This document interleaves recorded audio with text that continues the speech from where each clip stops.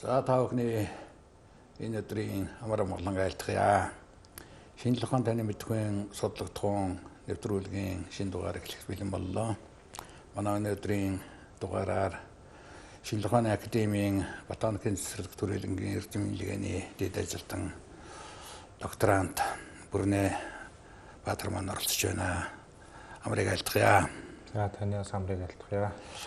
Тэр энэ манай нэвтрүүлэг одоо шинжлэх ухаан таны мэдхүйн ялбаршуулсан юм нэвтрүүлэг байгаа. Тэгээд тэрүүний нэг чиглэл нь бол энэ шинжлэх ухааны академиас эрхлэн гаргаж байгаа таны мэдхүйн цувралын ном яваад байгаа юм л да. Тэгээд энэ номын одоо 70 дугаархын мөөгний гайхамшигт ертөнц гэсэн сэдвээр энэ номыг бичсэн зохиогч нь одоо манай Бүрэн Баатар байгаа юм аа. Тийм учраас өнөөдөр бид нар мөөгийн сэдвээр одоо энэ номыг тоорч ярилцсанаа. Түүнээс өмнө би ботаникийн цэцэрлэг төрөлнгийн талаар өөрөөс нэг жоохон тодруулга аваадгээ. Төрөлнгийн ажил төрөл сайн биз дээ. Сайн. Одоо яг ямар чиглэлээр яваад байгаа вэ төрөлн маань? Одоо манай өрөөлөн өмнө нь бол дан ботаникийн цэцэрлэг ботаникийн өрөөлөн гэдэг байж байгаад биологийн өрөөлөнтэй нэгдээс 15 оноос хойш өнөө дахиж одоо ботаникийн цэцэрлэг төрөлн гэдэг нэртэйгээр одоо буцаж одоо салсан 17 он үед салсан юм байна. Бүгдээр хятад ард улсын жилийн мужийн жилийн хөдөө аж ахуйг сургууль гэж байгаа Чанчуу хотод. Тэнд одоо Монголын тэгш өндөрлөг буюу одоо манайх өвөр Монгол тэр чигээр орно. Тэгээд хойшоо Бурайд, Хойд Солонгос, Туваа гэсэн энэ газар зүүн одоо Монголын тэгш өндөрлөгийг хамарсан мөөгний олон янз байдлын судалгаа гэсэн тэр одоо профессор багт яг одоо Монголынхоо мөөгний олон янз байдлыг судлах зорилгоор одоо бас ажилладаг. Энд хөдөө аж ахуйн сургуульд бас докторантаар сурж байгаа. Тийш нөгөө тэтгэлэг авч явахаас өмнө энд эсэлтэйгээд ингээд хичээл ном үзсэн. Энд бол би одоо дүлийн мөг гэж хүмүүс нөгөө дээр хүмүүс хэлдэг байсан. Дүлийтэн мөгний филогенетикийн судалгаа буюу одоо молекул генетикийн түвшинд одоо гарал үүслийг тогтоох гэсэн ийм судалгааны чиглэл. Ер нь мөгний судлалын чиглэлээр эрдэмтэн зэрэг хамгаалсан гэж нэгэн байт юм надад. Манад бол ер нь цөөхөн байх тийм. Тий. Одоо хүрээлэнд бол анх Оросын судлаачтай хамт одоо дээд мөгний судалгаас уран чимэг доктор гэж байгаа. Мөн үүний дараагаар одоо яг хүрээлэнд ажилласан гэх юм бол Хэрлэн чимэг гэж доктор уран чимэг гоон шав байна. Саяхан одоо 21 онд сүүлээр докторийн зэрэг хамгаалсан. Мөөгний одоо яг тармилжуулах биотехнологийн чиглэлээр бол Монголд одоо мөөгний алтан цэцэг гэж одоо Хэрлэн чимэг доктор миний мөн одоо удирдагч багш хөдөө аж ахуйн багш байгаа. Одоо Монголд одоо мөөг судалдаг ихэнх судлаачид бол одоо ямар нэг байдлаар тэр мөөгний алтан цэцэг гэж доктортой профессортой бол холбогдлолтой шавнар нь болсон тийм хүмүүс л байдаг та. Тэгээд энэ мөөгний гайхамшигт ертөнц гэдэг энэ номыг уншиж байхад одоо бидний огт мэддэггүй тийм зүйлүүд их байна л да. Арга байхгүй одоо мөн үнэхээр гайхамшигт ертөнц юм байна гэж ингэж өөрөө ч номыг уншаад одоо ойлгож байна. Тэгэхээр энэ мөөгийг бол бид нар одоо өдөр тутам хоол хүнсэндээ гэргэлээд ингээ явдаг. Мөөгийг бол одоо хүн болгон их сайн мэддэг л гэж боддог байх. Тэгэхээр таны мэдхүйн нэвтрүүлгийн бас нэг зорилго бол одоо бидний мэддэг мөртлөө мэддэггүй тэр зүйлүүдийн тухай илүү төлөвлөгөө ярихыг бол хүсдэг юм л да. Тэгэхээр мөөгийг бол би юу гэж ойлгож байна вэ гэхээр бид нар мэддэг мөртлөө бас мэддэггүй юм байна гэж. Сая өөрөө тэр ярианд бас хэлэлээ мөөг бол одоо бие даасан аймгаа гэж. Тэгэхээр өөрөө мөөг бол одоо бид нар бол ургамал гэж бодож штэ. Ингээл ургацдаг учраас ургамал гэж боддог. Гэтэл ургамлын аймагт ордоггүй юм байна. Бас амьтны шинжийн дартай гэж энэ амьтны аймагт ороход бас ордоггүй юм. Бие даасан аймаг болж явдаг юм байна штэ. Энэ бол нэг ер нь хэдэн оноос яг ийм ангил би бас нэг 1960-аад оноос хойш л ийм ангиллаар орж ирэх болох бие даасан аймаг гэж одоо мөөг тийм ээ. Таны зөв тийм. Одоо хүмүүс тэр олон одоо яг мөөгийг нэг ургамал гэж боддог нь бие даасан аймаг болсон судалгааны одоо түвшнээс хаяхан салсантай холбогдолтой. Хамгийн анх бол одоо Америкийн экологч Whittaker гэж судлаач мөөгний одоо үржлийн хэлбэр хооллох хэлбэрээр нь салгасан байдаг. Мөөг бол одоо амьтан ч биш ургамалч биш юм байна. Үүний дараагаар одоо 70-аад оноос хойш молекул генетикийн судалгаа хүчтэй хөгжөөд тэгээ 2000 оны одоо ихэнх гэхэд бол мөөг бол одоо мөөгний гарал үүслийнхаа төвшөнд ч гэсэн амтнаас өмнө одоо дэлхий дээр одоо анх нэг Гондоны их газар гэж үүсэжсэн одоо дэлхийн усаар бүрхэгдсэний дараа хуурай газар дөнгөж үүсэж явахдаа зэрэгцээд мөөг одоо усанд үүсчээ. Ургамлын одоо гарал үүслийнхаа хувьд бол ургамлын дараагаар би одоо нэг усанд замаг үүссэн байна. Тэгээд дараа нь мөөгний одоо усны мөөг гэж үүсээд тэндээс их газар үүснээ дараа их газар руу ургамал гарах. Ургамал одоо гараа дараа нь амьд биет одоо амтан үүсэх энэ хоёр одоо процессын дунд үед буюу гүүр байдлаар мөөг үүсжээ. Энэний одоо нэг гол шинжтэмдэг одоо энгийн бид нар ч гэсэн мэддэг мөөг бол махыг орлдог. Уургийн маш их агуулмжтай. Ургамлаас одоо тэрүүгээр ялгаатай. Хооллолтоор ямар ялгаатай гэхээр яг амтан шиг бэлээ органик одоо амтан дээрч бай, ургамал дээрч бай шимэгчилж одоо хооллож амьдардаг мөөгнүүд маш их байдаг. Тэд нэр одоо мөөгний нийт одоо мөөгний аймгийн 90% нь ямар нэг амьд одоо ургамал амтантай хам амьдрал үүсгэж амьдардаг ийм онцлогтой байдаг. Тэрүүгээр бол амтны шинж байдлаас агуулдаг юм байна тийм ээ. Тийм зөвхөн одоо амтны эсийн ханд байдаг хитин гэж бодис байдаг. Энэ бодис бол байдаг мөөгөнд байдаг. Одоо нийт одоо дэлхий дээр нөгөө мэдэгдэж байгаа бид нэр одоо шим ертөнц гэж ярьдаг тийм. Сав шим ертөнц одоо шим ертөнцийг бол 5 том аймагт хувааж байгаа. Нэг бол арай нэг нарийн зохион байгуулалттай буюу эвкариотисыг бол амтан ургамал мөөг гэсэн 3 том бүлэгт байгаа. Үүнээс доош одоо игэл биетэн бактери тийм. Тэр нь бол ингээд прокариот буюу арай бүдүүлэг зохион бүтцтэй. Эсийн бүтц нь арай энгийн ч гэх юм уу. Тэгэхэд мөөг энэ дотроос юугаар ялгарч байгаа гэхээр бэлэн органик бодисыг одоо амтан шиг авдгуулж амтан эхлээд нөгөө энгийнээр хэлэх юм бол амтан эхлээд залгичаад шингээдэг. Нэг олцоо. Мөөг бол эхлээд өөртөө шингээж авсныхаа дараа залгидаг гэсэн юм одоо тэр нөгөө энгийн нөгөө байдлаар тоймлол. Тэгээ мөөг одоо түүх мөөгчд бол мөөгөнд явахыг бол чимээгүй ангийн уйлрал эхэллээ гэж хэлдэг. Нэгсэнд одоо амтан агнж байгаатай яг лагаар нэг тэгтээ тэрийг бол буун дуу одоо гарахгүй хутгаар юм уу тий. Тэр огтолж авдаг болохоор чимээгүй ямар дуу гаргадаг. Тэгтээ ан хийж байгаатай адилхан тийм уургийн өндөр агуулмжтай хүнс цуглуулж ийл гэж ойлгож байна. Тэр мөөгийг одоо ингээд хөлснөөр хэрэгтэй. Тэгэхээр энэ тийм махсаа гарах шахуу хэмжээнд амт юмнууд нь тийм байгаад байдаг ч бас юм өсөртэй юм байна тийм ээ. Одоо зарим нөгөө далайн гаралтай цагаан махч гэж ярьдаг тий. Одоо далайн гаралтай сип үүднээс гаралтай уураг тэгээд зарим дахиад одоо тийм махнуудтай одоо харьцуулахад мөөгний уураг бол тэднээс илүү хэдэн одоо уургийн агуулмжаар тогтоогдсон. Тэгээд амтны аймгийг ингээ англиад үзэхэд бол хамгийн их тархацтай юм уу? Тэнд бол мөөг их өндөр хөвтэй харагдаад байна шүү дээ. Шавжийн дараа одоо ордог гэдэг чинь бол энэ мөөгний амьдрах чадвар бол аль ч орчинд бол их өндөр түвшинд байна да янз нь. Тийм. Тэр бас нэг нөгөө амтан ургамлаас ялгагдж байгаа юм нь бол экологи одоо бүх орчинд амьдрах чадвартай хөрс, ус, агаар тэгээд одоо амьд биет гэдэг бүх экологийн орчинд тархан дээр нь үржлийн бүх хэлбэрээр үрждэг. Энэ юу гэсэн үг гэхээр бэлгийн болон бэлгийн бус үржлэр бас нөгөө өөрийгөө одоо 100% нэг колон бэлгийн бус үржил боловч бас нэг арай дундын бас нэг завсрын хэлбэр байна. Өөрийгөө хувилдаг. Бэлгийн үржил бол нөгөө их олон одоо хоёр байдлын дундаас одоо аль альныхаа мэдээллийг авч ингэж үүсэж байгаа бол мөөгөн дээр бол бүгд одоо энэ хэлбэрийн үржил байгаа. Энэ нь бол маш сонирхолтой. Тэгээд олон янз байдлаар шавжны дараа орж байгаа нь үүнтэй бол шууд холбоотой. Бүх орчинд бүх хэлбэрээр үржиж одоо ингэж байгаль тархсан. Энэ судлаачид юу гэж харддаг вэ гэхээр одоо нийт нэг 100 мөөг байлаа гэж үзэхэд тэрний бид нар бол нэг 94 одоо зүйлийг бол тогтоож чадаагүй байна. Зөвхөн нэг 6-аас 7 зүйлийг л одоо бид нар бүртгэж тогтоож чадсан байна гэсэн тийм хамгаалалт төвшөлт маш олон юм.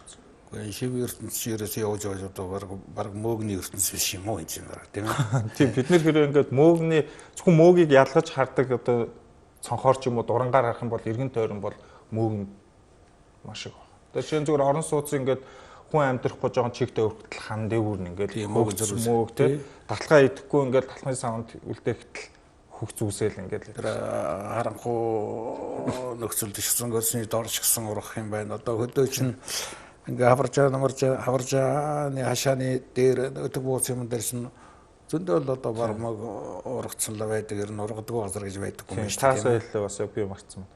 Ургамлаас ялгаатай фотосинтез явуулдаггүй. Гэрэл шаардахгүй. Амьтнаас одоо гол нөгөө ялгаж чадахгүй байгаа нөгөө хүмүүс судлаач зөв цаашлуулж байгаа мөөг бол нөгөө олдсныхаа араас явж чадахгүй юм байна. Нөгөө байршлаа сольж чадахгүй юм байна. Тэгээ бид нар монголчууд өдөр цагаан мөөгийг хэлээд мэдэн штэ. Тий. Тэр цагаан мөөг одоо яг мөөгийн дотор бие даасан төрөл зүйл байна уу? Энэ яг Монголын нөхцөлд байд юм уу? Тархсан ер нь дэлхийд хэр байдаг юм бол энэ хүнсний гол бүтээгдэхүүн байгаад байна тийм ээ.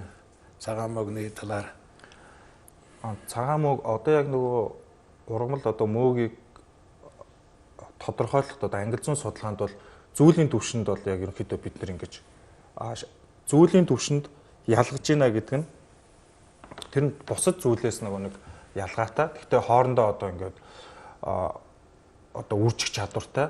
Тэгээд доктортой одоо тэр нөгөө нэг шинж тэмдэг доктортой хадгалдаг гэж үздэг.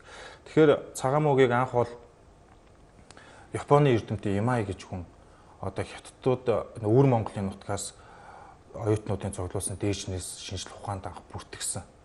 Тэгээд дархас нутгийнхаа хувьд бол өвөр Монгол, манайх, за Казахстан ерөнхийдөө гол дархалт нь буюу Монгол орны одоо сав эндемик дэлхийн одоо хаанч бүртгэгдээгүй ийм зүйл юм уу гэдэг. Тэгэхээр унган одоо эндемикгүй унган ургамал гэж яддаг л та. Тэгэхээр дид унган ч юм уу те. Тэрүүгээр ач холбогдолтой. Тэр их одоо ингээд бороо ороод ман татсны дараа л ингээд ингэр газар ингээд гэрийн бүр шиг ингээд дугаараар ургацсан байдаг. Гол одоо бидний харсан юмнууд дэмэрхүү харагдаад байдаг штэ. Яг одоо гэрийн бүр шиг ингээд цагаргалж ургадаг. Гэлбрээс гадна зүгээр нэг нэгээрээ ургасан, тархаад ургасан юм байх шиг л байна л да.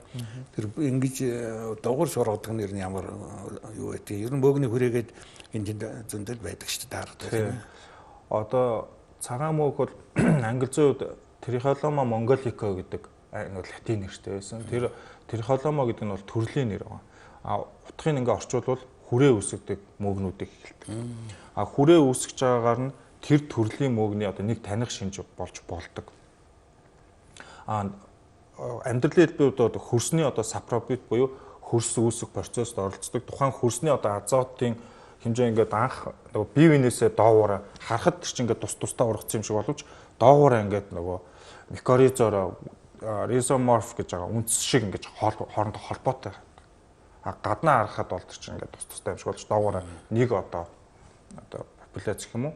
Одоо амтнаар бол одоо сүрэг шиг те бөөндөө ингэж ургаж идэг. Тэгээ ойн одоо мөөгний хувьд болохоор тэр доогуурынхаа модтой болон хоорондоо ингэж мицеллээрээ доогуур ингээ холбогддог бол маш хол одоо зайд мэдээлэл дамжуулах ач холбогдолтой гэсэн бас тийм судалгааны үр дүнгууд байдаг. Одоо энэ жишээ нь ойн цахад одоо гандах ч юм уу те төмөр төртөх доройтоход тэр нөгөө 100 ургамланд доройтоход тэр хөрсөн доогуураа мицелл бол бие биендээ мэдээлэл дамжуулж одоо өөрийгөө одоо хамгаалах төлөвт одоо шилжих тийм одоо цохилтолгоо бас байна. Энэ цагаан мөөгийг ялангуяа ингээд түүчгэл хатаад байж та түүгээд яхаар амархан муудчаад байдаг тийм. Тэр хатаадаг нь бас нэг тийм ямар Монголын өөрийн технологи байна ер нь тэгж хэрэгэлдэг юм уу мөөгийг? Ер нь цагаан мөөг бол нөгөө мөөгийн дотроо махлаг идэхтэй юм зузаан палдарын мөөгнүүд байдаг шүү дээ. Тэр болох нь уург ихтэй болохоор яг махтай адилхан амархан муудна, өтн, өмхийрнэ. Тэгэхээр тэрийг нэмгэн гэрчээд тэгж нөгөө уург нь нөгөө задарч муудахаас өмнө л хатааж нөгөө авч үлдэж байгаа л. Ер нь бол эртнээс дэж хатааж хэрэгэлдэг байсан. Сүүлийн үед бол яг шинээр нь хэрэглэж байгаа нөхцөлд бол огцом нөгөө хөлдөөх аргаар тэр бол мөгийг яг шинээр нь хөлдөөж болох юм байна тийм ээ. Тэгээ хэрэглэхдээ яг гаргаж ирээл яг гисгээгээл. Өөр хадгалах ямар арга байдэ? За хатааж нэг болж байна, хөлдөөж нэг болж байна өөр. Судалгаанд бол нөгөө фиксацлах арга байна. Одоо жишээ нөгөө шилэн нөгөө шингэн дотор нөгөө могоо зогоог ингээд амтнуудыг ингээд үр хөвөрлөг ингээд хийсэн байдаг шүү дээ. Яг тэр юм шиг одоо формалин юм уу спиртэнд хадгалж болно. Судалгааны төвшөнд. Түрүү өөрөө тэр эрдэнэ хэллэгээний ажлынхаа хүрээнд хэллээ тэр бидний нөгөө тэнгэрийн дүлий гэдэг байдаг тийм ээ. Тэр ер нь ямар төрлийн одоо мөөгөө тэр ч одоо ямар эдж хэрэглэх биш тийм ээ. Намар одоо тэр хэшин дотор нэг баахан тийм нэг урдчил борын болоод Ингээд энэ одоо хортой ер нь хорт мөг гэж ямар мөг хэлээд байна. Тэр төлийн мөг хүнсний мөг шүү дээ. Тийм үү? Тэгээ тэрийг идэж болно. Гэхдээ Английн хувьд хүнснийх болон эмийн зарим нэг нөхцөлд хортой гэсэн одоо хүнснийх эмийн хортой гэсэн одоо аж ахуйн ангиллаа шүү дээ. Гурвангийн өөртөө агуулдаг мөг байхгүй. Тэрийг нь яаж ялгадаг вэ гэхээр үр буюу тэр нэг поригдөг шүү дээ. Өшгөлгөөр тэрийг зарим нэг утаа энэ төр гэж тэгдэг. Тэр бол мөгний спор байхгүй. Одоо орчиндөө нэг тархах одоо салхиар шаржаар ингэж ургах өөрийн цохилтлогоо. Тэр спор нь бүрэн одоо боловсрохоос өмнө бяцлаг шиг юм цагаан битэг. Задлаад үзэхээр тэр үед нь хүнсэнд хэрэглэнэ. Спор боловсроод ирэхээр задлаад үзэхээр хүрэн одоо туяа ороод тэгж байгаа сүулдэ гурил шиг юм поригсон болдог.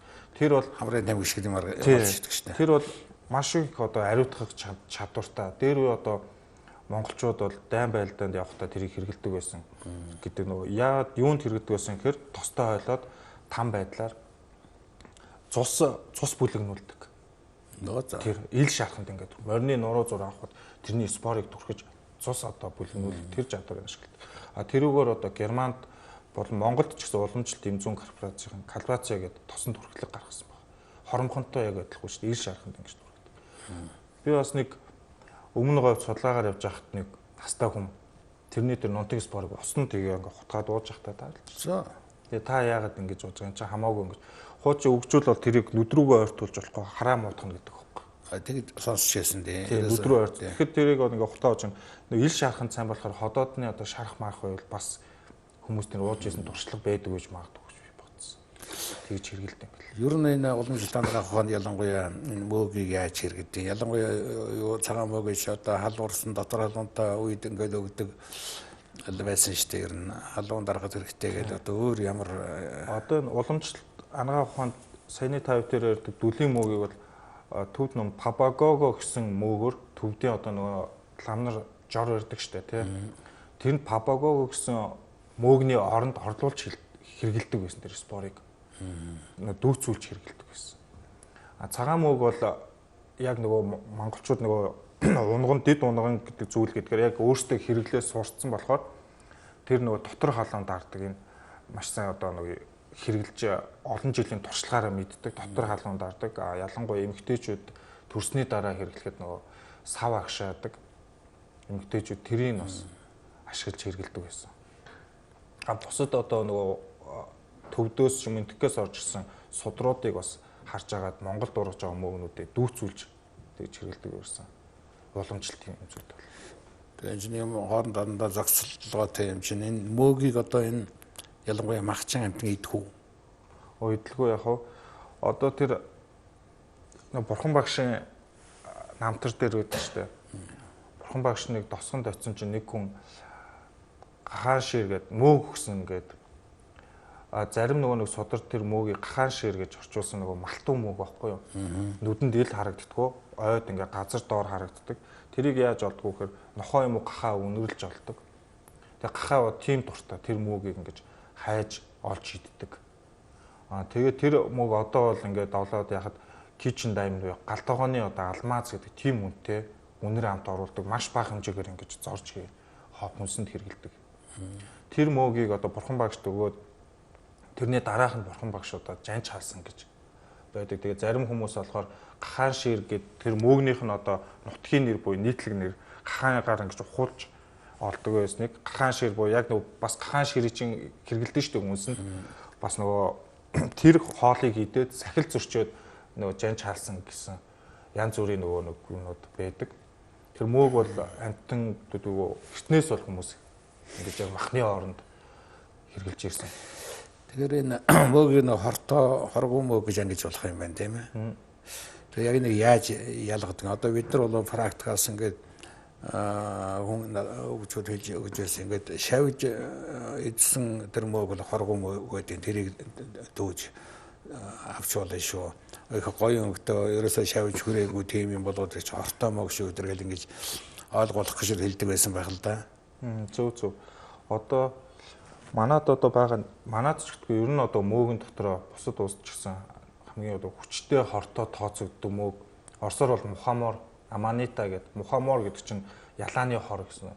Орос гаргалгаад шүү дээ. Монголоор ч гэсэн ялхор гэдэг багхгүй. Тэгээ шавж яагаад гэдэг гэхээр тэр мөг ингээд түгээд ширээн дээр ингээд тооцох ялаа дээр нь суугаад ингээд хүчтэй битүү ингээд ялаа. Иргэн дээр нь ялаа хүчтэй багхгүй. Тэгэхээр тэрийг шавж одоо нэгсэндээ идэж чадахгүй байна гэж ойлгож байна. Гэхдээ ганцхан тэр үзүүлэлтээр нь энэ мөг одоо шавж идсэн юм чи энэ мөг хоргүй гэж бас ойлгож болохгүй. Мөөгөнд хордох тохиолдол нь тухайн мөөгөнд одоо агуулгадж байгаа найрлагаас гадна хадгалтын горим одоо мөөг чинь мэдээж 7 сараас хойш 9 сарын дунд буюу байгаль одоо дулаахан үед түүгддэг болохоор амархан муудаж түрүүн миний ярьсан уурган задрахаараа хүнд яг л өндгөнд хүн хордвол яадаг вэ? Мууцсан маханд хордвол яадаг вэ? Хүнсний мөөг нь тэгж хордох аюултай. Тэгээд мөөг бол нөгөө хоруу чанар нь бол нэг 3 4 янзаар хүний биед үйлчлдэг мөөгнүүд байдаг. Мэдрэлд үйлчлдэг одоо нэг яг мансууруулах бодис шиг. Мэдрэлд үйлчлдэг мөөгнүүд байна. Хоол боловсруулах эрхтэнд үйлчлдэг. Одоо гүйлэгдэг тий бөөлжүүлдэг. Энэ мөгний одоо хоруу чанар нь бол харьцангуй гайгүй. Ходоод нь шингэх явцдаа цусанд шимэгдээд цусаар одоо хорн үйлчлдэг. Энд бол нэлээд аюултай тооцогддог. Яагаад тэгэхээр одоо монголчууд зөв нөгөө хордлого авахаараа нэг араас нөгөө 100 г арх уучих гээл тэгдэж штэ. Хоолны хордлого эднэрээ бол тусахгүй гэд. Хэрвээ цусанд одоо хорн шингэдэг, тэр нэгдлэн шингэдэг мөөг эзэнний араас 100 г арх уух юм бол тэр хорны явцыг болон түрхсгэн. Тэгэхээр тэр бол эсрэгээрээ үйлчлэн. Ийм бас. Тэгэхээр яг ямар мөөг түүхэд бол хортой хоргүй гэж ялгахаас илүү яг хүнсний мөөгнүүдэд яг нүдэлж аваад тогтоож аваад тэрийг хэрэглэх нь бол илүү одоо хялбар гэж. Тэрийг одоо хүмүүс яаж ойлгох вэ? За энэ иймэрхүү төрлийн иймэрхүү нэр шилтэй иймэрхүү дархацтай ийм мөөгийг бол одоо хүнснээр хэрэгж болно гэдгийг тэрийг одоо таниулах хэрэгтэй. Одоо яг мөөг болгон ч ургалтын хугацаа гэж байна. За та намар эрт явж гин үү те? Хавар эрт явж гин. Яг зуны сард гин үү? Зуны сард хэрвээ хусан юм уу? Шилмүүстэй навчтай байд бол энэ зүйл ургадаг. Хээрт бол энэ зүйл ургадаг. Гол ялгах шинж тэмдэг. Одоо ингээд ургамлын ангил зүй гадаад шинж тэмдэг гэдгээс гадна бас одоо дотоод шинж тэмдэг гэж ороод ирлээ молекул генетикийн суд. Нийтдээ одоо ингээд үзэхэд 100 орчим бараг 100 гаруй шинж тэмдэг байгаа даа байхгүй. Тэгэхээр тэрнээс яг нөгөө тухайн зүйлийг илэрхийлдэг доктортой шинж гэж байгаа. Тэр доктортой одоо шилбэтэй малгайтай мөг вэ нүү? Эсвэл модон дээр ургадаг вэ? Яг тэр тухайн нэг 10 юм уу 20 зүйлийнхаа өөрийнхөө хэрэглэж байгаа түгээмэл ургадаг мөгний доктортой шинжийг л тогтоож авах хэрэгтэй. Ийм өнгөтэй юм байна, ийм хэлбэртэй юм байна. Түрүүн ч хэллээ л дээ. Тэр одоо нийт мөгний яг судалгаанд хамрагдж байгаа эсвэл байгаад байгаа юм байна шүү дээ, тийм ээ. Төр зүйлийн хөвд ч гэдэг юм. Тэгэхээр ер нь одоогоор ингээ баримж байгаа одоо дэлхийн хэмжээнд хичнээн төрлийн мөг байдгийн дээ. Тэрүүнээс одоо Монголд хэдэн төрөл нь одоо ургадаг юм бол. Одоо дэлхийн нийт одоо мөг судлаач тийм мөгтэй холбоотой хүмүүс өөрийнхөө одоо энэ шин зүйл байж магадгүй гэдэг юм индекс фөнгөөр ингээд одоо нөгөө мөг судлалын нийгэмлэгийн одоо гаруйцан гаргадаг дэлхийн хэмжээний дундаа нэг тийм одоо платформ нэг ажлын талбартай гэх юм уу тэнд ингэж бүртгэжээдэг.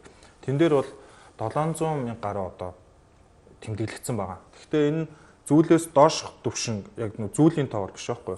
Дэд зүйл тэгээд янз зүйл хэлбэр одоо вариац форм гэдэг үйлдвэр гэдэг шиг байгаль дээр ч гэсэн бас нэг эрлийцжүүлэгт орсон. Яг зүйлийг биш. Тэрнээс зүйлээс арай ялгаатай. Тэр хэлбэрүүд бүгд нийлээд 700 гаруй мянга. Яг зүйлийн дээшээ төрөл гэхээр төрөл, овог, анги гэдэг ингээ явчих. Монгол орнд бол нэг 630 гаруй зүйлийн sub kingdom буюу одоо нэг тэр саяны миний хэлдэг 631 гаруй зүйлийн мөг тэр төрлийн мөгнүүд бол Монголд тэгж бүртгэгдсэн. Яг зөвхөн Монголд ургадаг өөр хаач ургадаг уу гэдэг юм уу? Эсвэл зөвхөн Монгол анх нэгдээд одоо Монгол нэршсэн тийм мөгний төрөл зүйл гэж байна уу? Одоо яг цагаан мөг л юм да. Цагаан мөг л нэртэй тийм ээ. Одоо шинэ өвөр Монголын нутаг гэдэг чинь хууч бол манай л нутаг байсан. Yung Төв Азийн одоо тэгш өндөрлөг. Яг энэ зогтсон мөг бол. Тэр мөгнийг ингээд тоороод ярихад л энэ гайхамшигтай зүйлүүд надад харагдаж байна л да тийм ээ. Тэгээ ер нь одоо мөг одоо талаар одоо сонирхох зүйлүүд нэлээд байна л да. Дөрөв өөрийн ширэнд дурдгадлаа одоо үржлийн талаар бэлгийн болон бэлгийн бус байдлаар үржидэг гэдэг ингэж хэлж байна шүү дээ. Яг энийг тодруулаад хэлүүлээд яг юу гэж хэлж болох вэ? Жишээлбэл одоо цагаан мог бол аль чиглэлээр нь үржиж ийн гэсэн үг үү? Одоо аль альнаар нь үржих боломжтой гэж ойлгохтой. Одоо мөг түүхтэй мөг одоо ингээд газраас ингээ хүн дээрээ дуургацсан байхад тэр цагаан мөгний хувьд бол ингээ малгай байдаг шүү дээ тий. Малгайныхан доороо базидо мицид мөгний нэг ялгаатай спор нь үрэн боловсрохоор шууд ундаг. Тэгээд хөрснийхөө доороо мицилтэй байдаг. Мицилээсээ бас ургах боломжтой. Тэгээд хүмүүс түүхтэй одоо хятадууд бол хөвсгөлөөс одоо нутгийн иргэдээс маш их худалдаж авдаг байсан. Одоо тэгээд цагаан мөг бол ер нь ховорцсон шүү дээ. Тэрийг яаж авах ёстой вэ гэхээр за газраас ядаж нэг 2 см. За зарим нөхцөлд малгаанаас доошо 2 см гэдэг нь жоохон л ингэж огтлж авах юм бол бэлгийн бус үржлийн тэр хөрсөнтэй хадгалагдаж үлдэх давуу талтай. Дараа нь тэгж л өгшөөд гэж ахуулдаг байсан шүү дээ. Ингэж огтлж явдаг дууш шин огтлол авдаг байсан шүү дээ. Тий. Тэр нь зөвлөж байж дээ тийм ээ. Тий, малгаанд нь одоо нэгсэндээ бэлгийн үржил байна гэж ойлгох хэрэгтэй. Тэгэхэд малгааг нь авцсан ч гэсэн доор нь тэр дахиад нэг үнцээрээ нэг энгийнээр хэлбэл үнцээрээ ургах нөхцөлийг хадгалж үлдэх хэрэгтэй. Манайхаа яадаг вэ гэхээр хятад авахтаа нөгөө шороотоо авч болно гэж хэлээд ухуулж аваад нөгөө жин даруулах гад тэгж маш их аваад тэгээд нэг аав нь хоёр аав нь тэгэл дахиж тэр газараа мөг ургахгүй гэсэн. Тэгж одоо хондоо ингээл энгийн ойлголтоор зүгээр харах нүдэн таргадах байдлаар нь одоо их гоё өнгөтэй одоо ингээл гоё юмс тийм үг бол хортой байд юм шүү л гэж голдуул хэлээд байдаг байсан шүү дээ. Тэр одоо үнний тэр нь хортой түрүүний хэлдэг мухаммар бол хамгийн одоо гоё харагддаг. Тийм гоо улаан юутай дээр ингээд тийм цагаан ингээд толбонуудтай улаан малгайтай. Тийм Чидэмгийн төрлийн бас хортой мөгнүүд ер нь хүнсний мөгнүүд ч гэсэн гоё мөгнүүд байгаа. Тийм үү. Тий, ялгахдагын аргагүй одоо хоорондоо төстөө мөртлөө нэг нь хүнснийх, нэг нь одоо хортой тийм мөгнүүд бол байдаг. Тэр пенцлинтэй холбоотой энэ мөг гаргаж авсан гэдэг тэр бол бас нэг хүндрэлтний нэг аюул төвснээс аварсан. Тий, одоо Шотландын микробиологч Филимум гэж пенцлинийг одоо пенцлиний 90-100 гэж бүр 20 дугаар зуун чинь зөвхөн тэгж тэр пенцлин мөөгнөөс гаргаж авснаар мөөгний одоо салбар шинжилх ухаанд бас нэлийн түлхэц болсон гэж одоо мөг судлаачд бас үздэг.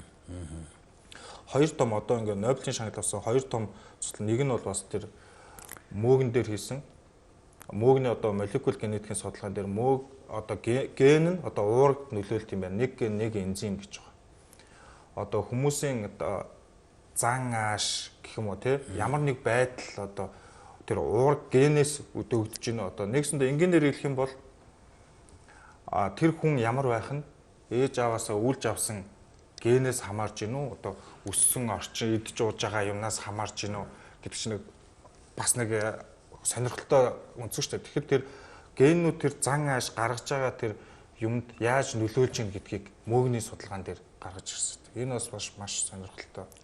Тэр одоо нөгөө монголчуудын хэлдэг нэг хөгц мөг гэдэг яриад байдаг. Тэрүүнээс гаргаж авсан юм байна уу? Тэг хөгц пенцлинод хөгц мөгнөөс гаргаж ирсэн. Тэр хүмүүс чинь хөгцтэй ааруул бас. Тэг ер нь хөгцрүүлж байгаа одоо болон хайчих шүү дээ. Тэр ааруул маруу чинь хөгцтэй ааруулыг төгсчүүд эдэж байгаа харагдаад тэр чинь бас нөгөө мөгийг одоо ургуулад эдэж байгаа хэрэг байсан юм шиг байна юм уу? Одоо энэ хөгцтэй хөгцрүүлж иддэг бяцлагч гэсэн байна шүү дээ. Европчуудад тэгээд энэ айр хэсэг чинь бас л хөгц дороожноос хийж байгаа тараг цагаан эдэн боловсруулалт бүгд энэ мөөгний их омгуудыг л ашиглаж хөрөнгийг хийхэд одоо мөөгнөөс тий одоо пив далах тэгэл энэ цагаан эдэний бүтээгдэхүүнүүд одоо бид нар чинь ингээ шараар пив ууж байна чинь хэрэг дээр мөөгний эсгсэн дороож хэрэглээл ууж байгаа юм байна шүү дээ тийм ээ. Тэр мөөггүй юм гэж ер нь байна уу явж байгаа. Ер нь бол бүр салшгүй тийм хам. Тэгээ энэ бүхнийг одоо энэ бид нэр тань мэд хэрэгтэй байл да мөг гэхэр зөвхөн нэг хүнсэнд хэрэгж байгаа нүдэнд харагдаж байгаа тэр хэсгээр одоо бид нар мэдэж байна тийм ээ. Тэрүүнээс гадна одоо энэ мөг чинь энэ байгаль орчин энэ шин мандлаг хөрс энэ экологийн орчинд одоо ямар үүрэгтэй юм тэрийг ямар зохистойгоор одоо хэрэглэх ёстой юм түүхтэй хүртэл одоо яа түүхүү гэж одоо тэр чинь бүгд соёлоосоо гадна одоо бидний бас үүрэг юм шиг байна шүү дээ тийм үү. Энэ тал дээр ямар зөвлөгөө өгмөр байна? Тэг мөөг түрүү нэг зогсд орсон. Ер нь мөөгний бол нөгөө үрт бий боловсрох хугацаа бол маш богинотой байдаг. Нэг баг ингээд урд өдөр нь мөөггүй байсан газар нэг манан боосны дараа хүрээ үсээд мөөг ургацсан тий. Энэ одоо хизээ баг 90-д ингээд тавьсан юм шиг. Тийм хурдан одоо үрт бий нэг 7-оос 1-2-7 хоногийн дотор л боловсроод үрээ ингээд үлдээгээд вегетацийнхаа. Цаанаа бол энэ маш удаан хадгалагддаг онцлогтой. Бусад амьтдаас гадуураа одоо тэр үүр спорийнхоо гадуур юм бүрхүүл үүсгээд тохиромжтой нөхцөлөө хийж хадгалагддаг. Тэгээд тохиромжтой зөвхөн тэр нөхцөлдөө л гарч ирдэг. Тэгэхээр бид нар яах ёстой вэ гэхээр энэ богино хугацаанд зөв танин мэдж, зөв ашиглаж, зөв одоо хэрэглэх л хэрэгтэй. Монгол орны хувьд бол энэ яг оргил үе нь бол наадмаас хойш одоо манан их буудаг тий харахад л ингээ өглөө ингээ манан суудсан байдаг шүү дээ. 9 сарын дунд 7 сарын дундаас 9 сарын дунд хүртэл. Тэгээд одоо мэдээж ямар газар одоо мөөг харах гэж байгаагаас хамаарат тэр бол нөгөө бусад нөгөө дээд урмалтай хам байдаг болохоор урдчлаад таамаглах боломжтой. Одоо шилмүүстэй бол одоо тосондоо шинсний тосондоо одоо ийм мөөг байна. Одоо хусаад бол хусандаа гэдэг яг бүр ингээд модныхон нэрээр нь монголчууд ингээ холбоод нэрлэлсэн мөн. Одоо хээр бол одоо талын цагаан гэдэг чинь тал газар тий цагаан мөг. Одоо дүлийн мөг гэхэл бас хээрч ойд журган тэгтээ дүлийн мөгийг давна хөрс үүсэх процесст хөрс ойролцоогоор яг нэг ялцмагт хөрс үүсэх процесс 700 орчим жил гэсэн баг. Тэгэхээр маш урт хугацаа. Тэгээд яг энэ одоо хөрс үүсэх процессоос мөөгийг одоо ялгаад салгаад авчих юм бол тэрийг орлуулах одоо өөр амьд зүйл байхгүй гэж байгаа юм. Тэгэхээр экологийн хувьд бол энэ ингээд экологи амьд бие ч угаасаа биеийнтэй ингэж хамааралтай байгаа тэр мөөгний тэр эзэлж байгаа байр суурийг бол орлуулах аргагүй ийм одоо чухал хүчин зүйл л гэж. Тэг мөөгний бас нэг гайхамшигтай зүйл бол тэр экологийн тэнцвэрт байдлыг хадгалдаг одоо гол зүйл бол мөөг гэж хэлээд байна шүү дээ тийм ээ. Энэ талаар. Тэг энэ бас яг саяны хэлдэг шиг одоо шинэ хусан ойд мөөг их ургадаг л да доройцсон хусан дээр. Тэгээ түүмэрт өртсөний дараа хордон шавьсны дараа мөөг их ургадаг. Тэр яадаг вэ гэхээр тэр модны хэрэв мөөг байхгүй бол тэр унанг мод ингээ ойч одоо унангаар дүүрэх нь шүү дээ. Тэгэхэд бол тэрийг мөөг лигнинийн задлаад бүр нэг мод бандна гэдэг чинь өртс шиг болгоод тэгээд өөрөө ингээ мөөг чинь ихэнх нь 90 орчим хувь чийг агуулж байгаа шүү дээ. Тэгэхээр тэр хатуу модыг ингээд өөртөө шингээгээд баахан мууг ургаад задлаад ойн одоо нэстэ байгалийн цэвэрлэгээ хийж байгаа. Ойн цэвэрлэгч хийж байгаа.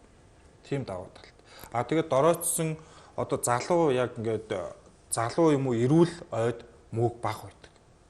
Доройцсон юм одоо байгалийн тэр сукцесс буюу эргэлтийг одоо түргсгэж байгаа байхгүй. Доройцны байлгаад авах дараагийн үр одоо ургах шинэ одоо орчин үүсэх нөхцлөөр хангаж өгч байна. Энэ бол одоо амьтан дээр бол чонтой адилах юм байж. Чон бол одоо шилбэ зээрийн одоо хамгийн өвчтөй ядруу тэрийг одоо түүж ихэл барьж идэл тэр нь бол эргээд нөгөө сүргийн одоо эрүүжүүлэхтэй нөлөөлдөг ч юм уу. Энүүтэй адилах үнэхээр энэ байгалийн ялангуяа ургамал байгалийн энэ зохицолгоо энэ юм чинь одоо мөнхтэй холбоотой гэдэг юм. Нэрэл одоо унсан мод болгон ерөөсөө ялзрахгүй бол тэгэл драа бол одоо сүрэн штэ эргээл. Тэгээд дараа нөгөө үрн ургахгүй шин залуу бодгол гарч ирэхгүй тий. Тэгэхээр тэрийг баг задлаад баг бордоо шиг шин дараагийн ингээ үүсэх нөхцөлийн бүрдүүлээ өөрөө тэгээд тэрийгээ дэмжиж идэг мөн. Тэгээд ийм гайхамшигтай хүч чадалтай юм одоо хүн эдэж болдго юм уу ер нь энэ. Одоо хэрвээ дотор одоо хүнсний өөг тийм шин чанар байдаг юм уу юм задлах одоо тэр юу вэ штэ байгаа. Тэгэхээр хүнс одоо бид нар ч гэсэн одоо мах иддэг штэ. Тэр ямар ч ялгаагүй. Тэр мөөг бол одоо ойн тэр мод задлдаг мөөнүүд яадаг вэ гэхээр лигнин буюу зөвхөн модны тэр нөгөө нэг хатуулаг модны байдаг тэр нөгөө нэг нэгдлийг задлж яадаг. Тэр шимтэж. Хүн бол шал өөртөө. Хүн өөрөө тэр уургийн нэгдлүүдийг өөртөө шингээгээд яг ингээд харахад за цагаан мөг одоо 10 кг цагаан мөг байлах тэрийг хатаагаад яг ингээд үзэхээр 1 кг хүртэл хатдаг. 90 орчим хувь чиг тийм онцлогтой байдаг. мөөг тэр ургамлын өвчин үүсгэж мөөг гэж яриад байна шүү дээ, тийм ээ. Тий. Энэ чинь саяын задлалтын юутай холбоотой өөр үү? Өөр. Одоо энэ саяны ярьдаг тэр жишээ нь хясаа мөг тий сонгол үйлчлэгээд одоо хүнсний одоо шилдэг мөгнүүд энийг шүү дээ. Одоо зах зээлд бол тийм олон зүйлийн мөг байхгүй. За нэг 10 орчим зүйлийн мөг л мөгний одоо хүнсний зах зээлийг ихэнх нь одоо эзэлж байгаа. Тэгэхэд тэр хясаа мөг бол өөрөө унсан модон дээр ургадаг мөг байхгүй. Одоо чаг гэдэг шүү дээ тий. Хусны онгол. Тэр чинь хусны өвчин шүү дээ. Тэр хусны шүүсийг одоо хүмүүс эмийн журмаар заримдаа ингээд огтлоод сав тосоод уудаг шүү дээ. Тэрүүн шиг хусны шүүсийн одоо нэг өвчлөөд хусны шүүс нь хоримтлагцаар байгаа дүрс хуурсан нэг хэлбэр л гэж байна. Тэгэхээр тэр чагийг бол одоо монголчуудад өгөө одоо зүүн Даад, Солонгос эднэр маш их хэрэгэлдэг бүр. Маш үнэтэй тооцогддог. Тэр чинь залуу хусан дээр бол ургахгүй байна тийм ээ. Тийм, ер нь бол дорооцсон том хусан дээр ургадаг. Тэгэхээр энэ мөөгний чинь одоо бие даасан юм аймаг учраас энийг судалдаг шинжилгээ ухааны бие даасан салбар байж юм тийм ээ. Тэгэхээр яг мөөгний талаар шинжилгээ ухааны гол ололтууд нь одоо яг юу гэдэг юм бол онлайн талаас хойш байдаг юм уу тийм ээ. Саяын жишээлбэл одоо бие даасан аймаг болгодог ч юм бол нэг том шинжилгээ ухааны судалгааны үр дүн харагдаад байна л да. Гол нээлтүүд байдаг. Ер нь мөөгний шинжилгээ ухааны. Тийм гол нээлтүүд түрүүн дурдаад өнгөрсөн. Тэр нэг энзим тий пенициллин тэгээд бас нэг давуу тал нь бол мөөгөө одоо хөгц мөөгөн дэр ч юм уу одоо молекул генетикийн судалгааг нөгөө туршилт хийж болдог. Яагаад гэвэл тэр чинь маш богино хугацаанд их олноороо ургадаг болохоор тэр нөгөө мэдээлэл одоо ДНХ-гийн мэдээлэл биенээсээ яаж дамжуулдаг юм. Одоо сүүлийн үед их яриад байгаа шүү дээ. Генетикийн өөрчлөлтөд бүтээгдэхүүн гэх. Гений өөрчлөлт. Одоо энэ тэр удамшил. Энэ бол анх одоо 1990 онд хүний генийн дарааллыг одоо хүний нийт бүх генийг уншаа гэсэн төсөл дэлхийн нийтээр Human Genome гэж эхлээд 2003 он гэхэд 2.7 тэрбум доллар өртөхөөр дууссан гэж байгаа. Тэр хүний одоо 21 мянган ген одоо ингээд тэмдэглэгдлээ. Тэгээд үүний дараагаар энэ ингээд үнийн дүн багассаар байгаад одоо бараг 200 доллар ч юм одоо нэг цагны үнэт хүрэхгүй. Тийм хямдхан болтол одоо энэ техник технологи хөгжөөд ингээ одоо хийх боломжтой болгочихж байгаа байхгүй. Тэгэнгუთ тэрэн дээр яаж юм гэхээр нэг доор ингээ мэдээлэлээ олноороо үрждэг цаг ингээ баг зарцуулдаг ийм нөгөө загвар зүйл гэх юм уу. Энүүн дээр тэр одоо секвенсийн дараалал өөрчлөлтүүдийг хийхэд одоо маш их тус одоо нэмэр гэх юм уу.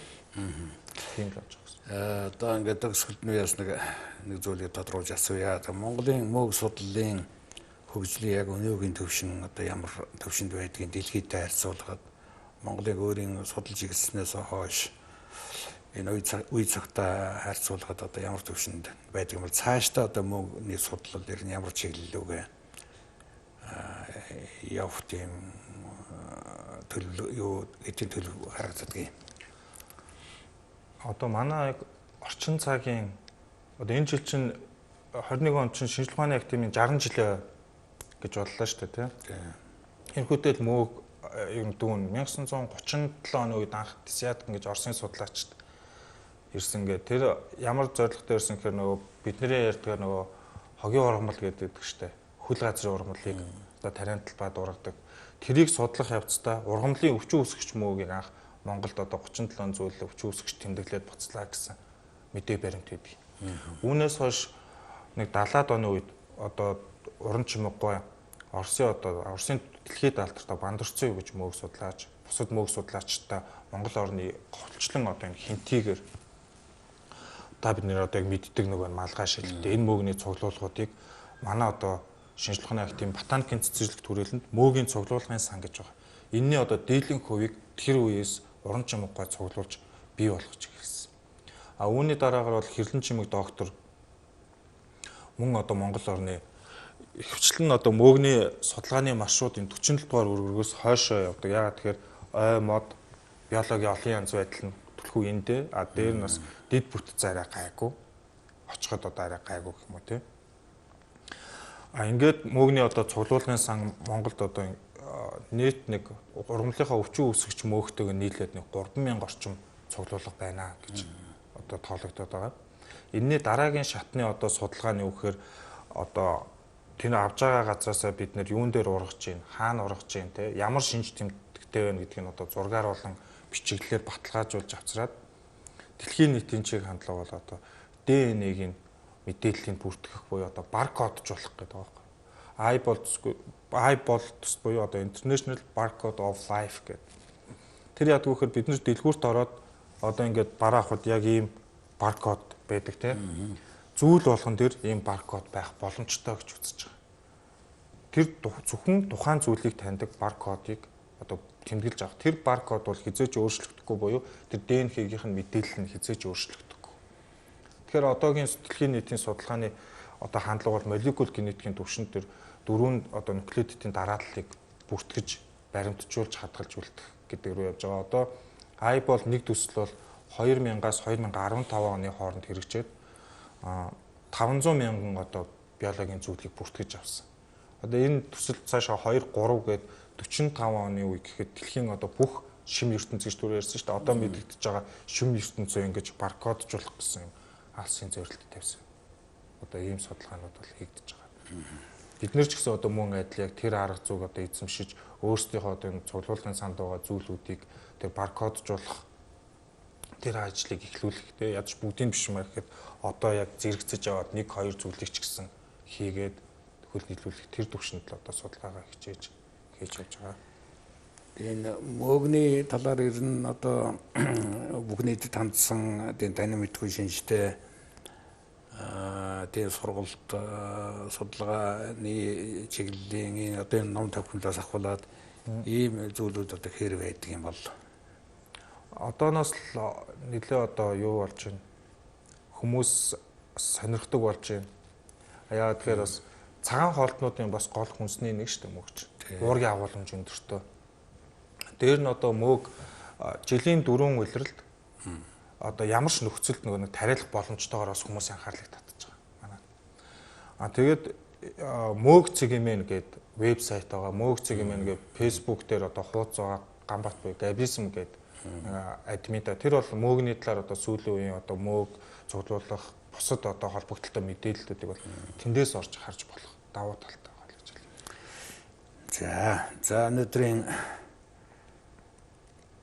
яриа бол сонирхолтой сайхан боллоо гэж ингэж бодож байна. Тэгээд энэ мөөгний талаар бол бид нэр илүү төлхөө анхаарч энэ ялангуяа залуу судлаачд бол энэ чиглэлээр нэлийн ажилламаар юм шиг санагдлаа. Тэгээд ботаникийн цэцэрлэг төрөлн маань энэ чиглэлээр бас сайхан залуу судлаачтай юм байна. Ирээдүйг харагдаж байна шүү. Тэгээд эрдэмтний ажилтж амжилт хүсье. Ер нь мөөгний энэ ертөнц бол үнэхээр гайхамшигт ертөнц гэж ингэж ойлгохдоор байна. Энэ гайхамшигт ертөнцийг тань мэдэх юм бол одоо сав ертөнцийн энэ орчлонгийн ер нь олон бидний мэдэхгүй зүйлүүд тодорхой янзтай юм байна шүү дээ, тийм ээ. Тэгээд мөөгний судлалын чиглэлээр Монголын шинжлэх ухааны олон нээлт юмнууд гарах байх гэж ингэж бодож байна. Та бүхэнд дахин амжилт хүсье. За шинжлэх ухааны тань мэдэх хүн өнөөдрийн дугаар үгээр дуусч дараагийн нэвтрүүлэг хүртэл төр баяр таа.